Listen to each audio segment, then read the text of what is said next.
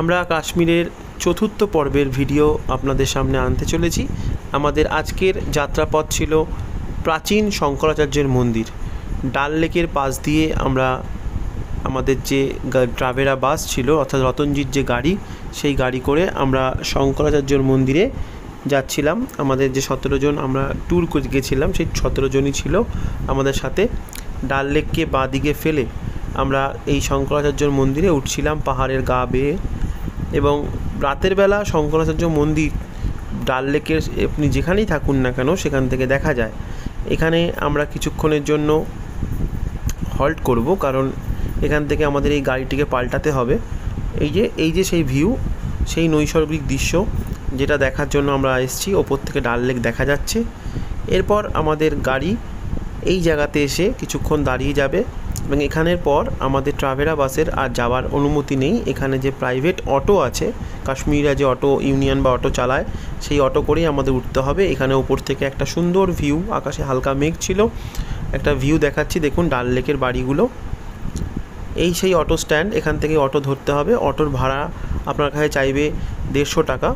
150 টাকা করে অটো আমাদের নিয়ে যাবে। নিচে চেকিং হবে। এই শুরু হলো আমাদের মন্দির যাত্রাপথ। নিচে আর্মি চেকিং করার পর আমাদের এই যাত্রাপথ শুরু হয়। নিচে চেকিংয়ের পর এই রাস্তা দিয়ে আমরা উঠে, এই সিঁড়িগুলো ধাপ দিয়ে উঠে উঠে আমরা শঙ্করাচার্যর মন্দিরে উঠতে হবে। টোটাল সিঁড়ির সংখ্যা বলে দিই আমি, আপনাদের জানতে সুবিধা হবে, আপনারা যেতে পারবেন। এখানে 271টা সিঁড়ি আছে। আপনারা ধাপে ধাপে উঠবেন আস্তে আস্তে। যদি কারোর শ্বাসকষ্টের প্রবলেম থাকে, যদি কারোর হাঁটুর প্রবলেম থাকে, আস্তে আস্তে উঠবেন। এবং যাত্রাপথে আপনারা টয়লেট সব কিছু পেয়ে যাবেন, পাবলিক টয়লেট, শৌচাগার, ছেলে মেয়ে উভয়রাই পাবেন। সুতরাং কোনো ভয় পাবেন না, আস্তে ধীরে উঠবেন। এবং এখানে পান, বিড়ি, তামাক জাতীয় কোনো জিনিস, মানে নেশার কোনো জিনিস নিয়ে কিন্তু আর্মি উঠতে দেবে না। জায়গাটা এত সুন্দরই পবিত্র। দেখুন সবাই আস্তে আস্তে সিঁড়ি দিয়ে উঠছে এবং এই সিঁড়ি দিয়েই নামার পথ।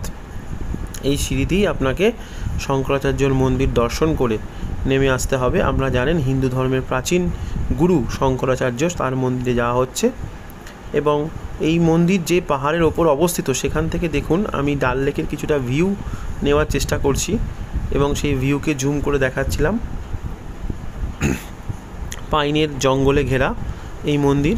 এই আমাদের মন্দির প্রবেশপথে আমরা উঠে গেলাম 271টা সিঁড়ি অতিক্রম করে। এখানে ঘণ্টা দিয়ে ওম নমঃ শিবায় লেখা আছে। এখানে শঙ্করাচার্য মন্দিরের যে নাম তার খোদাই করে লেখা। এই মন্দিরের ভেতরে এখানে জুতো খুলে আপনাদের যেতে হবে। কোনো জুতো নিয়ে ভয় নেই, জুতো সুরক্ষিতই থাকবে। এই হচ্ছে আপনাদের মন্দিরে যাওয়ার লাইন দিয়ে দাঁড়াতে হয়। কোনো সময় লাইন নাও পেতে পারেন, আমরা ওখানে কথা বলে জানতে পারলাম। তবে বেশিরভাগ দর্শনার্থীরা সকালেই এখানে আসে প্রথমেই।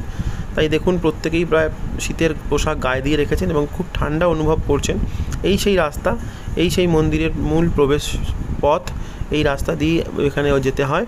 ওপরে শ্রী শঙ্করাচার্যর মন্দিরে ভোলে বাবা অর্থাৎ শিব মহাদেব অবস্থান করছে। মহাদেবের মন্দির, ওপরে মহাদেব আছে এবং তার পাশেই আপনার শঙ্করাচার্যর মন্দিরের যে প্রতিষ্ঠা, যে তার ছবি দিয়ে একটি লেখা বড় করে লেখা আছে তার মন্দির সম্বন্ধে। এবং এই ঘরটি, এখানেও কিন্তু ভারতীয় সেনারা সদা পাহারারত এবং সদা নজর রেখে যাচ্ছে। এর পাশ দিয়ে আমরা মন্দিরে প্রবেশ করছি। এই যে মন্দিরে প্রবেশের রাস্তা, মন্দিরে প্রবেশ করেছি। মন্দিরে প্রবেশ করার পর একটু পুজো দিয়ে আমরা বেরিয়ে যাব এখান দিয়ে। এই রাস্তা দিয়েই আমরা এখান থেকে পাশে আরেকটি জায়গা আছে যেখানে মন্দির তপস্যা স্থল বলে যে জায়গাটি বিখ্যাত, অর্থাৎ যেই জায়গাটাতে অ্যাকচুয়ালি আমাদের শঙ্করাচার্য মহাশয় অর্থাৎ গুরুদেব যেখানে তপস্যা করেছিলেন, এটাই সেই গুহা, যেই গুহার ওপরে ভোলে বাবা অবস্থান করছে। অর্থাৎ মহাদেবের সমাধি করা হয়েছে এবং মহাদেবের মূর্তি পূজা, শিবলিঙ্গ পূজা হয়। এই যে সেই জগৎগুরুর আপনার বোট, শঙ্করাচার্য তপস্যা স্থল আপনারা দেখতে পাচ্ছেন। এক একের লোক এই রাস্তায় যায় এবং এই রাস্তা দিয়ে বেরিয়ে আসে। এই ভেতরটা ভিডিও করতে আমি পারিনি, আমি বাইরেটাই ভিডিও করেছি, আপনারা দেখুন। এখান থেকে আমরা এবার নিচে নামবো। এই রাস্তা দিয়ে নিচে নামার রাস্তা দর্শন করে সবাই এই রাস্তা দিয়ে নিচে নেমে আসছে মন্দিরের নিচে। এবং এরপর এখান থেকে এক প্রাকৃতিক সৌন্দর্য আপনাদের সামনে আমি রাখতে চলেছি।